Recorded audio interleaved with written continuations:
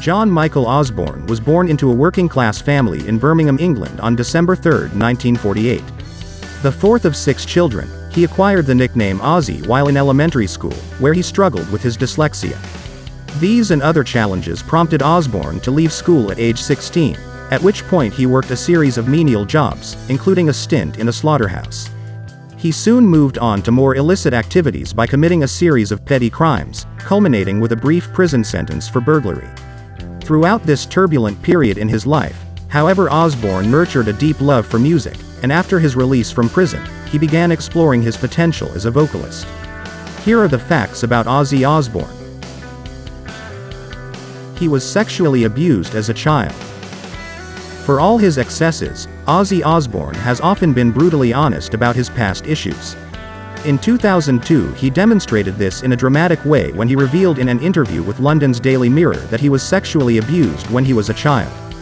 His experiences date back to when he was an 11-year-old schoolboy in Birmingham. For a period of time, 2 bullies from his school used to wait for young Osbourne on his way home from school and subject him to all sorts of abuse. Although they didn't outright have sex with him, they routinely forced him to drop his pants and abused him in other touchy-feely ways, which Osbourne refrains from describing in too much detail but sums up as terrible. As awful as the abuse was, the compound effect it had on young Osbourne's family life was even worse. The first time the bullies hit him happened in front of his sister, and he was too afraid to tell his parents about the repeated abuse.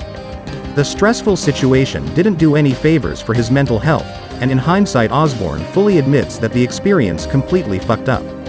Because of this, he has made a point of telling his own children to always open up so they won't let any dirty little secrets fester and turn into big problems further down the line. THW suicide solution fan death. In 1984, a 19-year-old Ozzy Osbourne fan named John Daniel McCollum killed himself. His parents promptly sued Osbourne, saying his song Suicide Solution was one reason for their son's death. According to Ultimate Classic Rock, the parents described McCollum as a perfectly well-adjusted kid who showed no signs of depression, and who went from perfectly happy to dead in just 6 hours. Unfortunately, he spent some of those hours listening to Osbourne's 1980 solo debut Blizzard of Oz, which includes Suicide Solution, and was discovered still wearing his headphones. The solemn Osbourne said in an interview that he felt extremely sad for the boy and his parents, but pointed out that although he understood the grief, the kid must have had struggles that extended beyond Ozzy's music. Osbourne also said blaming the artist was the wrong thing to do here, especially because Suicide Solution isn't about killing yourself. The song's solution is actually a liquid, and the lyrics are an educational musing on the dangers of alcoholism. The case was ultimately dismissed in 1988 on the grounds that McCollum's death was not a foreseeable result of the song. However, this wasn't the last time Suicide Solution would haunt Osbourne.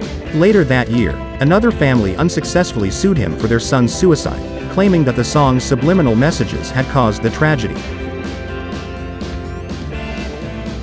A quad accident almost killed him. On December 8, 2003, Ozzy Osbourne suffered a terrifying injury when he was riding a quad bike at his home estate when, as CNN reports, he unintentionally flipped the bike and it landed on him.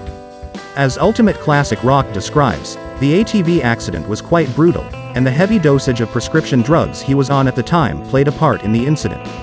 Osbourne broke his collarbone, damaged a vertebrae in his neck, and fractured 8 ribs, some of which were left pinching major blood vessels. According to People, Osbourne says the accident was so serious that he died twice, and the only reason he survived was because his bodyguard Sam Ruston immediately rushed to help him after the accident and managed to repeatedly revive him. An emergency surgical team repaired him, but Osbourne still spent 8 days in a coma and was left with a piece of metal keeping his left shoulder together. He says he's extremely lucky not to be paralyzed and even luckier to be alive. The truly insane scale of Ozzy addiction and substance abuse. Ozzy Osbourne's capacity for various narcotic substances is nothing short of legendary. The singer has at various points in his life abused cocaine, heroin, marijuana, quaaludes, glue, cough syrup, Rohypnol, Klonopin, Vicodin, LSD, sleeping pills, and a whole bunch of other substances, often at the same time, and all in unhappy union with massive amounts of alcohol. So how has he survived all that? One possible reason may be his peculiar genetic makeup, which features a few minor mutations in the way he processes various mind-altering substances, and also some Neanderthal DNA to mix things up a little. Ironically, his genetic makeup also shows that the one substance that affects him particularly strongly is caffeine of all things. Of course, not even genetic freaks with a dash of caveman can keep up Ozzy Osbourne levels of intake forever.